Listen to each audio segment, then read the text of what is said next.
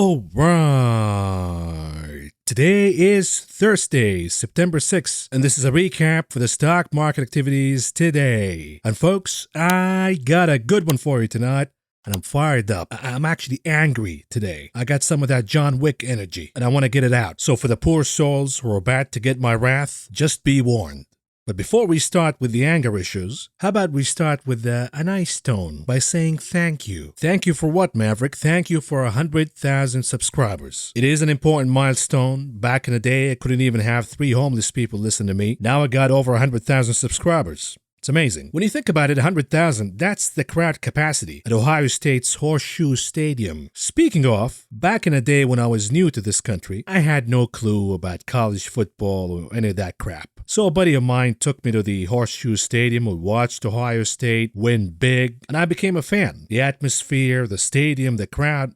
I'm like, okay, from now on, I'm an Ohio State fan. Anyhow, not long after that, I started dating a girl from Michigan, University of Michigan. Everything was hunky-dory, no problems at all. But then I wanted to take the relationship to the next level. Sexy time. And I showed up to the date wearing my Ohio State shirt. And guess what? All of a sudden, the girl's demeanor changed 180. She's not talking at all. She got this weird look on her face with the anger thing. And then she left abruptly. And I'm like, what the hell happened here? Did I say something? Did I do something? 3 days later, she comes out and says, what were you thinking wearing that shirt with me? I'm like, what shirt? What are you talking about? She's like, the Ohio State shirt, you fool. That's like a sin to me. I can't be seen dating an Ohio State fan. And I'm like, oh, you know what? From now on, Ohio State. I'll be whatever you want me to be. Matter of fact, come over to my place so we can burn the shirt together. We have a party, right? Anyways, what were we talking about here? Oh yeah, the channel. 100,000. Thank you so much. But you know what, folks? I don't really pay attention to these things. I know I got a job. I do it every day. I get the material out, and that's it. I don't really look at my subscribers or views or the revenue. I don't really care about any of that. Because at the end of the day, I believe that the subscribers count, the money, all of that is a byproduct of success. If you work your ass off and you put your heart into it, all of that will come with the territory. I mean, I was producing an hour videos almost every single day when I only had like 500 views. It didn't matter to me. It's part of the hustle. And look at where we are right now. It's amazing. And by the way, thank you to the members of this channel. It's only going to be on air because of you. And last night, we got the first members-only video. Now, unfortunately, YouTube doesn't give everybody the notification that we have a video out, but you can see it in the home page. Every Sunday from now on, we're going to have a members video only. That way the channel is supported, but everybody gets to benefit once I get to do this full time because the videos will come out more frequently and earlier. And by the way, we got a new emoji, the Landromat, Jamie Dimon. We're going to have more emojis coming. Now let's talk about the stock market before we move on to the main subject. Because I don't know if you saw it or not, but in the morning, President Xi of Ukraine rang the bell. And he said, thank you for helping Ukraine. You've been very great to us, but we need more. We need 40 billion more. Oh, excuse me, 40 billion more is... 400 billion more. Perhaps the meme stock maniacs, maybe they can replicate the short squeeze in the Ukrainian bond fund. We'll see what happens. But I say President Xi, we're tapped out here. In this country, we're tapped out. We got no more money to spend. We don't even have clean drinking water in this country. So you know what? My idea is get the 40 billion that you already got and go all in buying put options on the IWM, the Russell 2000, because that thing is about to crash. Now watch how the IWM blasts higher tomorrow. Big time. Anyways, you know what's going on here? We also have the Fed, and apparently the Fed doesn't have the wherewithal to defeat inflation. You like that word, wherewithal? It's the kind of words when I was new to the country and I did not speak English, I would hear words like this on TV or in casual conversations, and I would just repeat it all the time. I would plug it in random conversations, and people would look at me like, what is this fool talking about? But anyhow, the bottom line is the Fed doesn't have what it takes to defeat inflation. BlackRock, you know they know a thing or two. BlackRock now says the Fed will not be able to avoid a recession or bring inflation down to the 2% target. Uh-oh, what's going on here? In other words, BlackRock is saying welcome to stagflation, the worst kind of stagflation, where we have a severe recession, yet we're going to have elevated inflation. This is how nations get destroyed.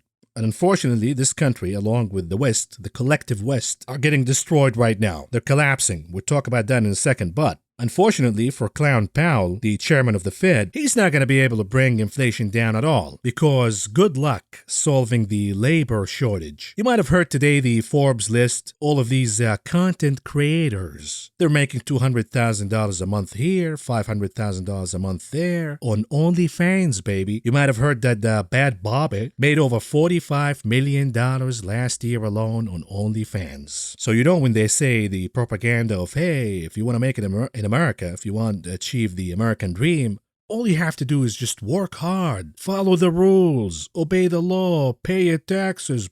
Meanwhile, Bad Bobby made about $45 million shaking her little booty on OnlyFans. So there you go. Now, before we move on, one question here, because on Twitter today I said that I have jury duty today, in the morning at least. So somebody says, hey Mav, just seen your tweet regarding your jury duty, not juror duty, I guess it's the same, who cares? Can you please explain to us non-Americans what does this mean in terms of future videos, ? Heard you get locked up in a hotel with no access to the internet. Will you disappear on us again, ? And as always, thanks for your all market insights. First of all, thank you for the kind words, but no, I'm not going to be disappearing because today I went to jury duty and they told me I'm going to be assigned to a case for 3 weeks. I'm like, wait a minute here. I already took 2 weeks off. My viewers are going to crucify me if I take another 3. Also, my employer is not going to pay for my days off. So that's a no-go. So I just postponed my jury duty. I'm going to do it later on.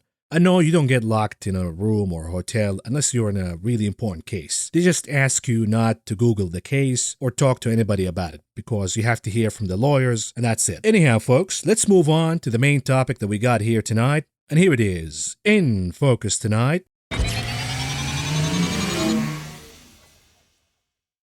The economic collapse is upon us. No, it's not coming tomorrow, next year, the year after. It's already here, and the worst is yet to come. Now, the genius economists and the observers and the sheepies and the likes, now they realize that the sanctions against Russia are not working. Matter of fact, they're backfiring, and they were a misguided decision to begin with. Now, nobody could have seen that coming, and nobody predicted any of that, except the guy you're listening to right now. Not only I got it right about inflation and stagflation and what's going to happen with the economy, but I got it right about the sanctions too. You know why? Not because I'm a genius, but because I read the facts and I tell you exactly what they mean. And I leave my bias out of it. That's that. And on March 3rd of this year, I tweeted this. Any avid reader of history knows that Russia has been vital to European trade for hundreds of years. These sanctions to cancel Russia will have ripple impacts, which will end up crippling European economies. On the same day, I also tweeted this: delusional politicians who say we should ban or sanction Russian oil need to take a 101 class in commodities trading. Even if the U.S. reduces its Russian imports of oil to zero, the price of the commodity oil will surge whether it is coming from Russia or elsewhere. I also made a video about it. Russian sanctions will destroy the global economy. March 8th, 2022. But you know what the morons told me back then? Hey Maverick, you're a puppet for Putin. These geniuses, they're wrong about everything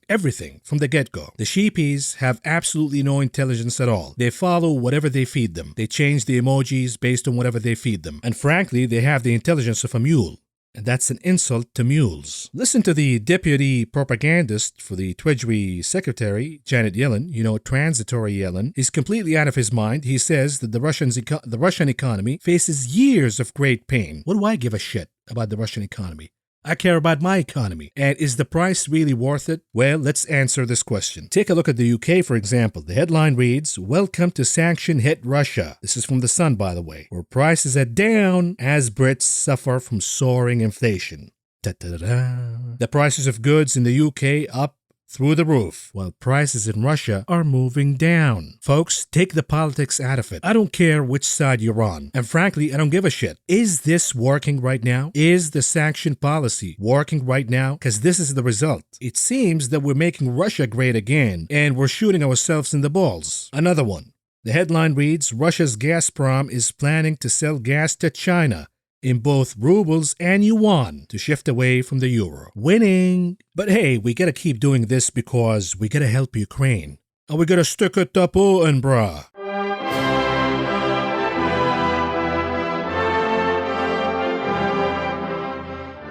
Sticking it to Putin, brah.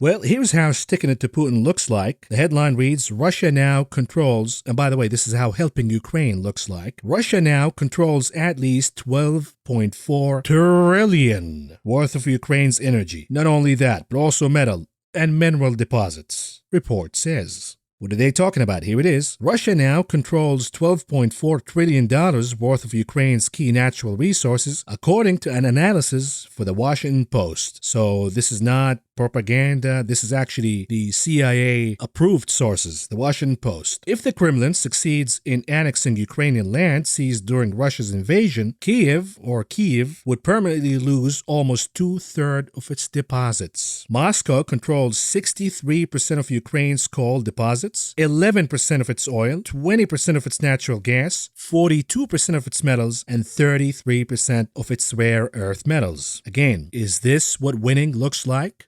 There are 7 million ways we can punish Russia with. This one is the dumbest one. And now, folks, we have a major warning, which probably will be the one that will cripple the entire global economy like we have never seen before. Viewers of this channel, remember what I said about the hidden accelerator. I said back in 2008 the crash shouldn't have happened. We should have seen a mini recession and that's it. But then there was a hidden accelerator. Number one, the CDOs in the housing market. Number two, Lehman. And I've been saying, what is the hidden accelerator this time around in this mother of all bubbles? A lot of you said, oh, the meme stocks, cryptos, yada, yada, yada. It appears right now that we found the hidden accelerator. And boy, this one is bigger than ever. The headline reads, Europe's energy crisis could escalate if governments don't cover. Listen to this. $1.5 trillion in margin calls, according to the Norwegian state oil firm. Europe's energy crisis has made for volatile trading and uncertain markets, but things could get even worse unless governments provide liquidity to cover margin calls of at least $1.5 trillion, a Norwegian energy executive told Bloomberg. What is he talking about? Here it is. Prices are fluctuating with such broad range that firms are struggling to manage margin calls, which is when additional collateral is demanded to guarantee trading positions. Increasingly, companies have been forced to secure multi-billion euro credit lines, according to the report. Quote, liquidity support is going to be needed. And this is according to Helge Harha. Let me say this correctly. Let me pronounce this the right way so I don't sound like a dumbass. Hold on. Haugan. So according to Helge Haugan, Equinor's senior vice president for gas and power, he noted that derivatives trading is where support will be needed. Listen to this. And that the $1.5 trillion estimate is conservative, quote unquote. Quote, this is just capital that is dead and tied up in margin calls. Haugan said, if the companies need to put up that much money, that means liquidity in the market dries up, and this is not good for this part of the gas market, end quote. The exec also explained that EU intervention would make sense for derivatives trading in the energy market right now, although it would be difficult to install price caps, which policymakers have waited. Meanwhile, over the weekend, Sweden announced emergency liquidity support for electricity companies, the Financial Times reported. The nation's prime minister announced that the government would furnish hundreds of billions of kronor to fund companies that have been squeezed by soaring prices. The government in Finland, too, agreed to establish a $10 billion emergency funding program to assist utility companies under strain from high collateral demands and uncertainty in the energy market. Still, far more trouble could loom still for the continent, according to Germany's Uniper. The utilities CEO said Tuesday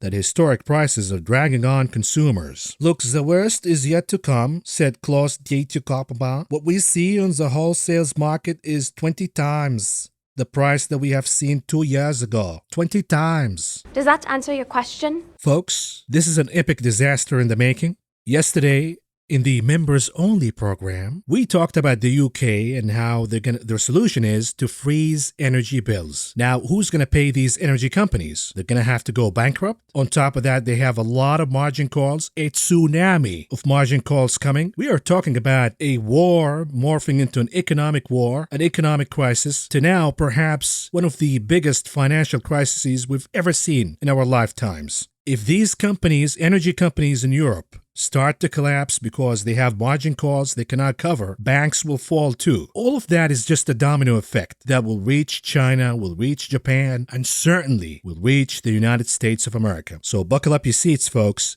You haven't seen anything yet. And with that lovely, optimistic message, let's move on to cover the stock market information today. We begin with the closing of the indices, and here we go.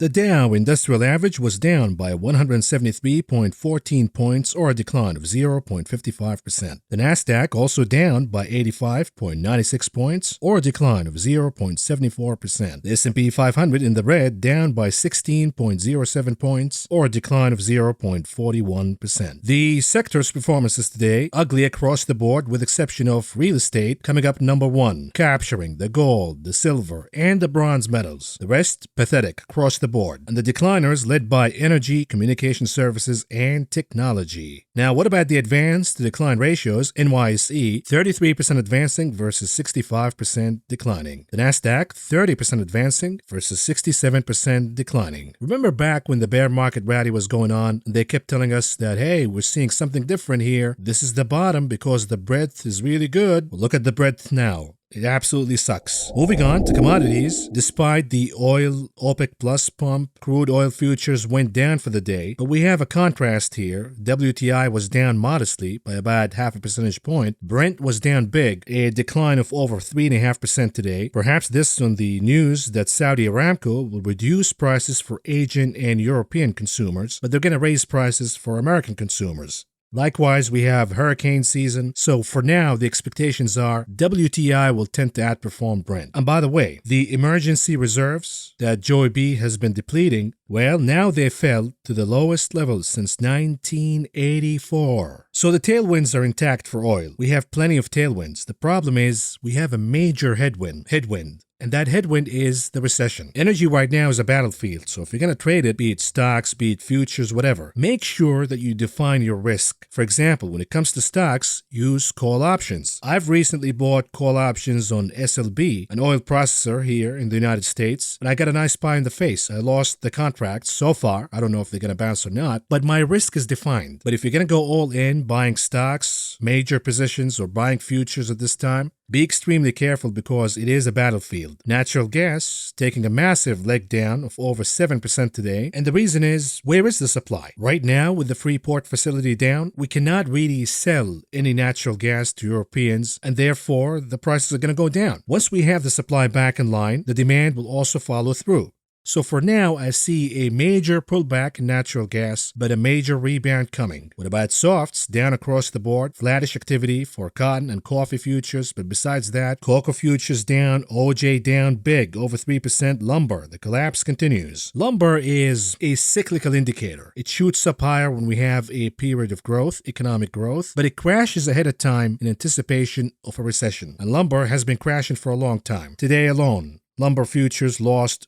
over 2.25%. Sugar was down by almost 1%. Now, what about metals? We have conflicting messages here. On one hand, we have gold down, silver flattish, palladium down over 3.5%. And by the way, palladium prices remain elevated, and therefore we're seeing a wave of catalytic converter theft. Yours truly got his stolen over the weekend, and I have the thieves on camera. It took them less than 2 minutes. Jack up the car, get in, saw the whole thing, in, out, hello, goodbye. And you can call the cops all you want. They're not going to do anything at all. They're going to say, what do you want us to do about it? And by the way, if you catch the thieves in action, do not confront them, because these are deranged individuals, criminals, and you'll be surprised that some of them will pull a gun on you. So what you want to do here is make sure that you have comprehensive insurance coverage, because this will cover your car, even if the catalytic converter is stolen. I found out that if I had paid $3 extra a month, I would have had comprehensive coverage. I wouldn't have to deal with the repairs out of pocket, which cost over $1,500, by the way. Number one. Number two, you might want to invest in a catalytic converter cage, because for now, we don't know how long will these prices be elevated. The prices of palladium, platinum, rhodium, all still very elevated, and therefore this will incentivize thieves to continue to look for catalytic converters and steal them. Speaking of platinum, platinum was up for the day, almost 2%. And copper, the mystery of the day, copper was up by about 1%, even though the dollar was up and we have more recessionary news. What about meats? Modest gains across the board, led by lean hogs, gains of about 1.25%, and then we have modest gains for live and feeder cattle futures. Grains, on the other hand, down for the most part. Soybeans down big, soybean oil down big, over 4%, and then we have rough rice down by almost 3%. Yet the outperformers, corn futures, and wheat. Now let's talk about grains for a little bit because this news is absolutely shocking. Not this one, but we'll get to it in a minute.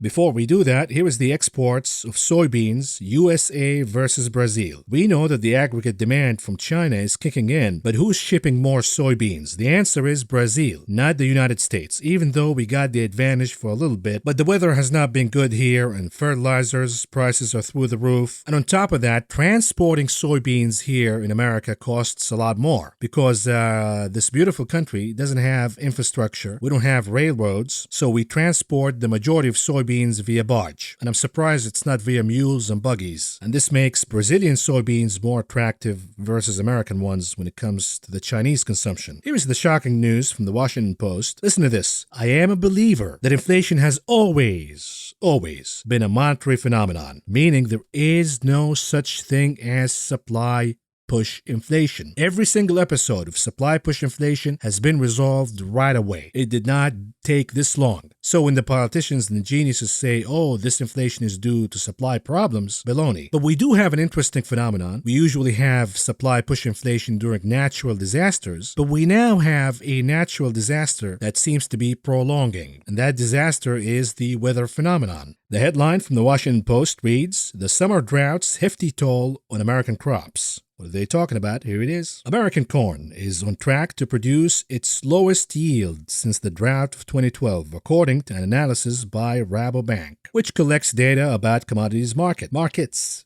This year's hard red winter wheat crop was the smallest since 1963, the bank's analyst said. In Texas, cotton farmers have walked away from nearly 70% of their crop because the harvest is so paltry, according to the U.S. Department of Agriculture. And listen to this, the California rice harvest is half what it would have been in a normal year. Wow. The poor yields are likely more than a one-year blip. Are you listening or not? As climate change alters weather patterns in agriculturally important parts of the country, contributing to higher food prices. Are you listening, Mr. Powell? That experts do not see ebbing anytime soon. Drought has consumed 40% of the country for the past 101 weeks, and this is according to USDA meteorologist Brad Rippey. But precisely where that 40% is has shifted over time, meaning different swaths of the country's agricultural land have been affected at different times, spreading pain and difficult choices geographically and by crop. Spring wheat, drum wheat, barley, those were just hammered in 2021. For some of those crops, it was the lowest yields we've seen since the 1980s. This is also according to Rippey. He also added, the biggest impacts this year have been the central and southern Great Plains, Nebraska, southward toward Texas. And the two big crops hit this year are grain sorghum, which is primarily used for animal feed, and cotton. In California, farmers are making tough choices to give up on their strawberries and tomatoes, lettuce and melons, so whatever water they get goes to crops like almonds, grapes, and olives, where there have been sunk multi-year investments and the payoff is better.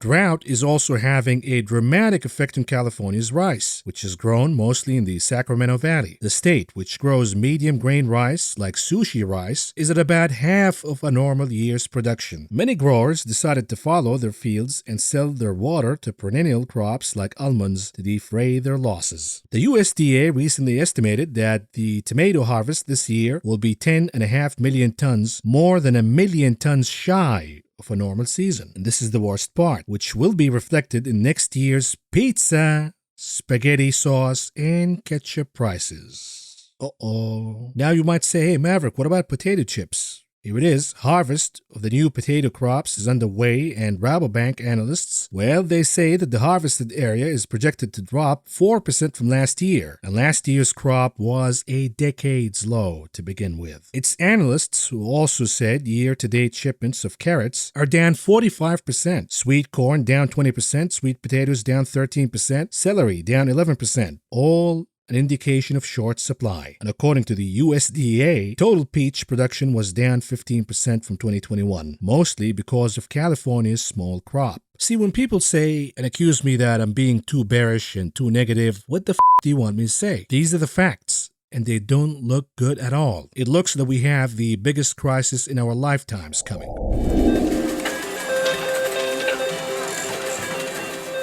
Moving on to options, the big casino, what's going on here? The volume remains subdued, shall we say, and folks are still buying a lot of puts. They're not really flocking to calls and assuming that the market is going to rebound. And this is a major problem for the bulls. They need a catalyst. They need something, be it mechanical, be it technical, be it fundamental, doesn't matter. They need something to produce a rebound here. Otherwise, we're going to go down to retest the lows from June. In any case, Tesla came up at number 1 at around 1.4 million contracts traded today. About 50% of those were calls. At number 2, Apple at around 1 million contracts. About 60% of those were calls. And the reason here is obvious. They're buying calls ahead of time due to the reveal of the new iPhone 14. Folks, it's going to be a disappointment. What are they going to do? New colors, a new shade of aqua blue. Historically speaking, Apple stock rallies into the reveal of the new iPhone and then it gets sold off. We will see if we're going to witness the opposite phenomenon, or is it just going to be the same? We will see a flush down after the disappointment of iPhone 14. At number 3, we have Amazon at around 585,000 contracts traded today. About 57.5% of those were calls. On to the unusual activities that took place in the options market today. The bets against the IWM are mounting. We have yet another one. Somebody bought the 157 puts on the IWM for the expiration date, October 21st, with expectations that the name could move down and lose more than 12% of its value by then. They paid around $1 and 60 cents apiece to enter this trade, all in all spending around $4.6 million. And then we have the ticker GM for, well, you guessed it, GM. Somebody sees a rebound coming. They bought the 42 calls for the expiration date, October 21st, with expectations. The GM could rebound and gain more than 8.5% of its value by then. They paid around $1 and 15 cents apiece to enter this trade, all in all spending around $1.4 million.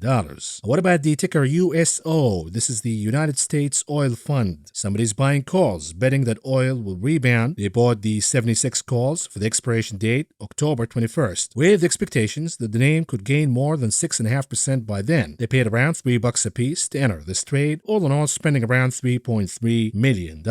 At the bottom of the table, what about the ticker CHK, Chesapeake Energy, a natural gas producer? Somebody sees more pain to come. Maybe oil is going to move higher now, natural gas moves down. We'll see what happens, but here it is. Somebody bought the 90 puts for the expiration date, September 16th, with expectations that CHK will move down and lose more than 7% by then. They paid around $1 and 75 cents apiece to enter this trade, all in all spending around $1.4 million. But not all hope is lost for the bulls. Somebody's buying calls on Apple. The 165 calls for the expiration date, October 7th, with expectations that Apple could gain more than 7% by then. They paid around $1 and 90 cents apiece to enter this trade, all in all spending around $950,000. We also have a call in the queues. Somebody bought the 315 calls for the expiration date October 14th, with expectations that the queues could rebound and gain more than 7.5% by then. They paid around $3 and 20 cents apiece to enter this trade, all in all spending around $1.6 million. And then I perhaps jinxed this one. I was talking about how the XBI, the biotech ETF, has been outperforming. Well, the XBI is down big today and somebody's bidding for more downside to come. And by the way, the reason is Moderna. We still have very good names in the XBI, such as Regeneron, but Moderna has a huge weighting. So when it goes down, we see the XBI also going down. Somebody bought the 77 puts for the expiration date, September 30, with expectations that the XBI could move down and lose more than 5.5% of its value by then. They paid around $2 apiece to enter this trade, all in all spending around $1 million. On to the heat map. What's going on here? Right across the board with few exceptions. The majority of these exceptions are in value sectors of the market. We're talking about big pharma. We're talking about utilities, the defensives. We're talking about REITs, also a defensive sector of the stock market. Then we have Tesla outperforming today, and this is due to an upgrade we're going to talk about in a second. Speaking of, here it is, corporate news. By the way, before we move on, no theme today. You cannot really extract a theme today. All what we're seeing is defensive formations in big pharma, in consumer defensives, in utilities, in REITs, but there is a lack of conviction, meaning we're only seeing some short covering, mini rebounds, mini dip buying in these names, but no major moves yet. And my expectations are we're not going to see a major move this week unless Jerome Powell says something. Besides that, I'm not even trading this week. I'm hands off, as I said to the members yesterday. Now let's talk about corporate news, and we start with McDonald's, or excuse me, fast food companies in general, because here in the great state of California, at least used to be great until Governor Kim Jong-un Newsom came and took charge. Actually, it was way before him, but he was involved. He was always around. And now we're seeing the final act, the epic finale of the collapse of California. But anyhow, we have a new law in California that places the minimum wage at $22 an hour. This will be next year. So again, for Jerome Powell and for the peak inflation crowd, wage inflation is not going down anytime soon. Prices will go higher again. And as the economy slows down, these companies will suffer lower margins. So keep some of these names in mind if you want some shorting ideas. I would not go with McDonald's because McDonald's has this appeal. When we have any downturn in the economy or the stock market goes down aggressively, market participants tend to seek shelter in McDonald's. But you can short the rest if you want to. And then we have news from the big kahuna, Apple. The headline reads, Apple is gaining on Facebook and Google in online ads after iOS privacy change. This is the iMob. They want the monopoly. Any transaction that takes place using an iPhone, the iMob wants the rent, which is 30% cut. And it doesn't seem that Google is fighting back at all, and certainly it doesn't seem that Meta and Zuckerberg are fighting at all. Matter of fact, Zuckerberg is in another world entirely. He's in a fantasy right now called the Metaverse, which probably will be the nail in the coffin in the story of Facebook and Mark Zuckerberg. And now he says he's going to announce an event on October 11th where he's going to reveal new glasses and controllers for the metaverse. How about you get us some legs in the metaverse? That'd be nice. What about the whole fiasco of Bloodbath and Beyond? Things took a tragic turn over the weekend. You might have heard that the CFO jumped off the building, and now we know it was suicide, okay? And perhaps the reason is he was accused of a pump and dump scheme. So perhaps the guy knew ahead of time that the SEC nailed him, and he decided to jump off a window. The poor guy did not know that the SEC is in a coma. They're not going to do anything about it. So he could have kept the gain, but the poor thing decided to, well, anyways. Here it is. What about Tesla? The headline reads, Tesla stock is a big buy. We have a major upgrade today from Goldman Sachs. Hey, Goldman Sachs, on behalf of the American middle class, you. Enough said. Let's move on to the heat map for the ETFs. Ugly for the most part. We have some green activities in international ETFs, specifically European ETFs, at least for today, on collapse optimism. Perhaps. We also have REITs, ETFs such as the IYR leading the gains today. Besides that, we have modest gains for the XLU utilities, a rebound in the XME for materials, which was down big last week. But besides that, ugly across the board, value down, growth down, even the XBI down big, almost 3% today on the heels of Moderna. A lot of folks said, hey, Maverick, the XBI is a little too risky because of Moderna and the other one. Why not just stick with one name in biotech? If I had to choose, I will pick Regeneron. I think Moderna has another leg down, but that would be the epic finale, the last one. And after that, Moderna will become a value name depending on what they have in the pipelines next. Anyhow, let's move on to charts. And we start with the SPX this time around, the weekly chart of the S&P 500. Why? You see, a lot of the Johnny-come-lately bears who, when I was shorting the bear market rally, were telling me, hey, Maverick, you're too early. What if this is the real deal? What if this is the bottom? And I said, okay, just don't short. How about this? Keep chasing the mania. Now the Johnny-come-lately bears want to short big time. And I say watch out because the bulls have an argument. And this argument is not dead yet. Keyword yet. The technical argument is the reverse head and shoulder formation. When does this argument is presumed dead? The answer is once 3,800 is gone as support. So if you happen to be a Johnny-come-lately bear, you might want to wait till 3,800 is toast. Otherwise, you might get a smack in the face. And here it is, the SPY 30 minutes chart. What's going on here? Within range, we got an initial pop in the morning, but the chart retreated and it continues to dance around the support of 391. Now, a lot of folks will look at the chart and say this is a bear flag pattern. Watch out here. It's not a done deal yet. If it was a done deal, we should have seen weakness. We should have seen the SPY saying goodbye to 391. But the fact that it is attracted to 391 like a magnet, it's not a done deal yet. The resistance remains at 393.16. Can we go down tomorrow? Of course we can. And for that, we have to visit the daily chart for the continuous contract for the SPY, the S&P 500. The bear's argument is, well, the bulls lost the important trend line of support. The volume is moving higher again. The momentum indicators are weakening. All valid arguments. But at this stage of the decline so far, any good news could force short covering. Any good news could produce a massive bounce. So I say if you're been short and you have October, December expiration dates, you're fine. If you're a Johnny-come-lately short, you need to see more. You need to see 3,800 in the SPX gone. You need to see 3,855 gone as support in this chart, the continuous contract, and then the psychology becomes nobody's going to buy until we go in a retest of the bottom in June, or the June bottom. So you're going to have a window of opportunity if you're a Johnny-come-lately bear to short from, let's say, 3,800 all the way to, let's say, 3,600. But right now, it's a little too risky. And here's why. Here's the cues, 30 minutes chart, similar action. We got the initial pop, and then it faded away right away. But the chart continues to hold on at the support, now resistance at around 294.33. It's not a done deal yet. I know that the bears are going to say this is a bear flag pattern. I get it. But we can look at it another way, to play the devil's advocate. And it's my job to play the devil's advocate. What if this is the beginning of a saucer bottoming formation? It could happen. The chart is now stabilizing. If it starts to make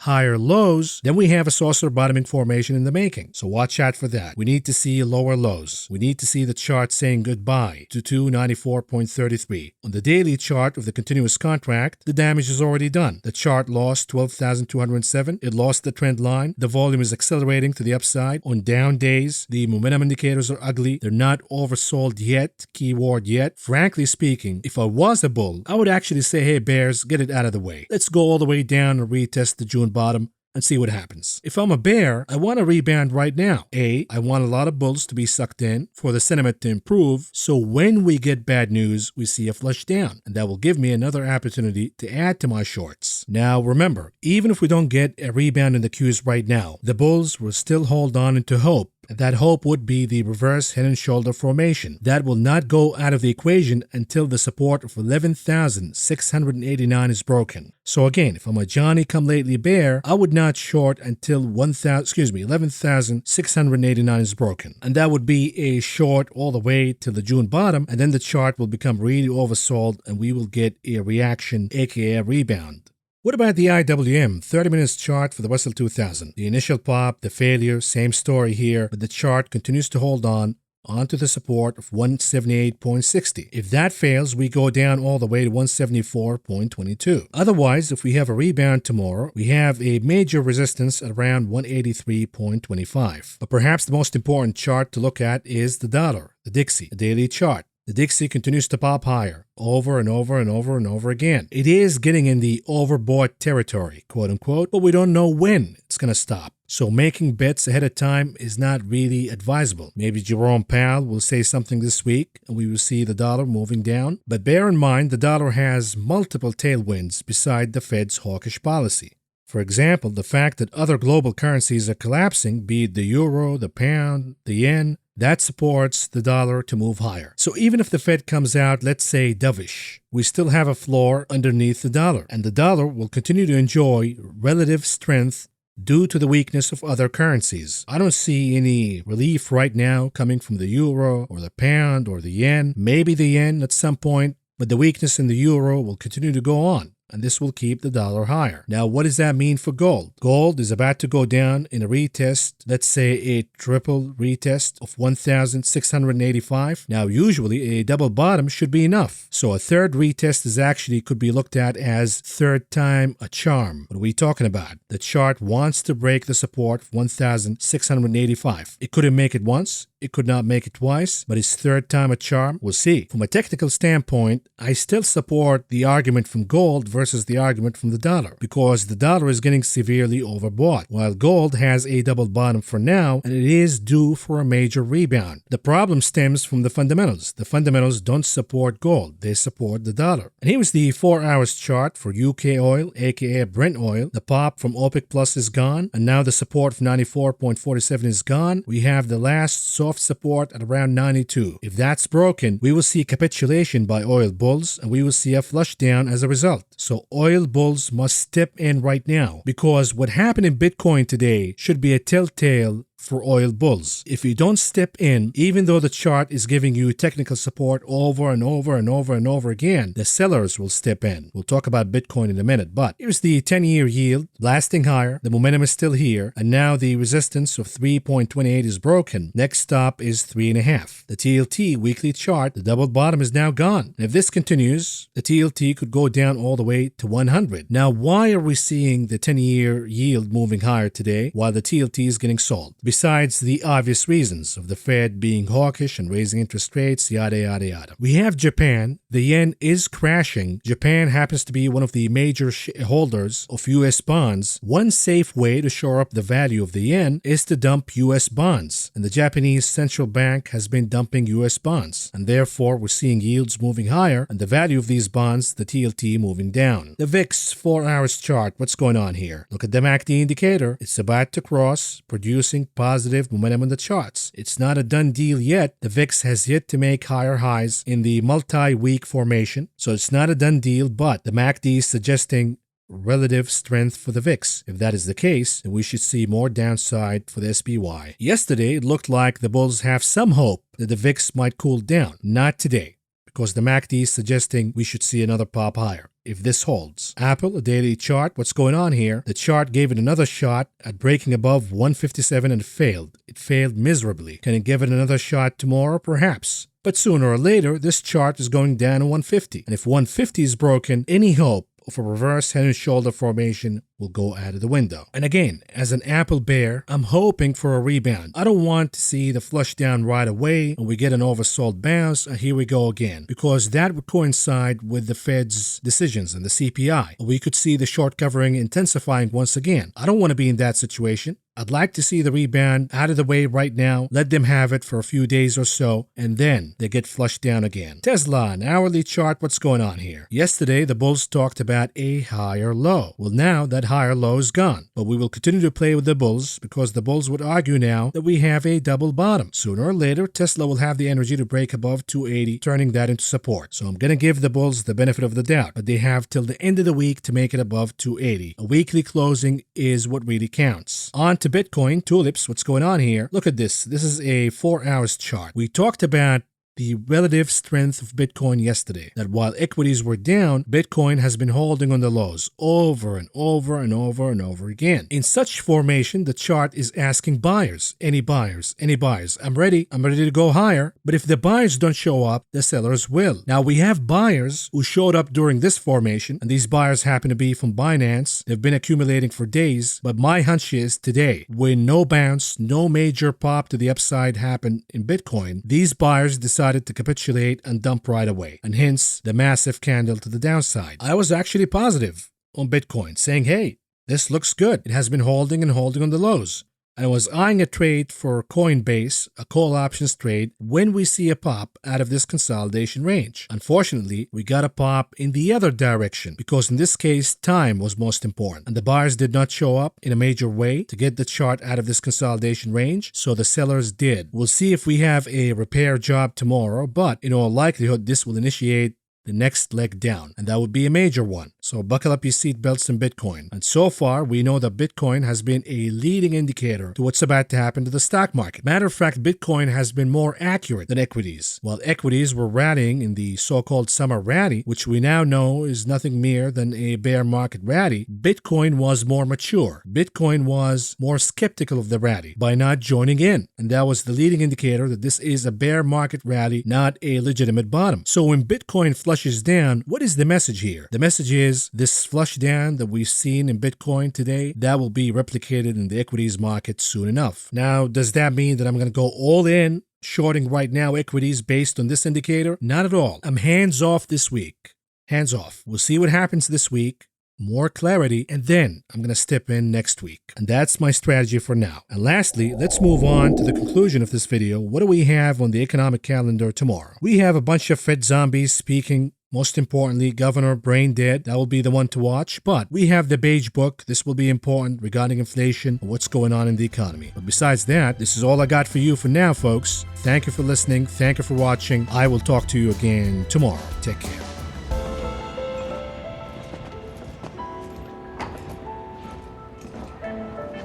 Eric, I'm very sorry.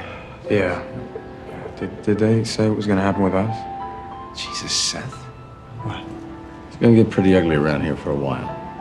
But, you know, you guys will be all right.